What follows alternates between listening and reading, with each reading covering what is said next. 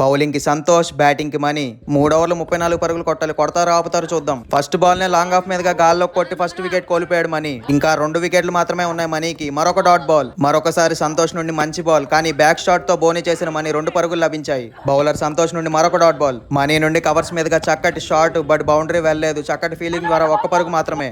మరొకసారి మనీ నుండి కవర్స్ ఆడే ప్రయత్నంలో బంతి టాప్ ఎడ్జ్ పాయింట్ లోకి వెళ్ళింది. 2వ వికెట్ కోల్పోయాడు మనీ. ఇంకా 1 వికెట్ మాత్రమే ఉంది మనీకి. కొట్టాల్సింది 29 పరుగులు 2 ఓవర్లు. మరొక సింగిల్ లభించింది మనీకి. చీరాల సంతోష్ బ్యాటింగ్ లోనే కాదు, తన బౌలింగ్ లో కూడా తన సత్తాను చూపిస్తున్నాడు. మరొక 2 పరుగులు. మ్యాచ్ డల్ గా ఉంది, స్కోర్ లోగా ఉందనుకునే టైంకి 6 కొట్టాడు మనీ. పెద్దది. మరి 6 తో మ్యాచ్ ఏమైనా మారుతుందా? మరొకసారి 3వ వికెట్ కోల్పోయే అవకాశం, but keeper drop the catch. 2 runs. Match కే కాదు, మనీకి కూడా ప్రెషర్ పెరుగుతుందనే చెప్పాలి ప్రతి బంతి.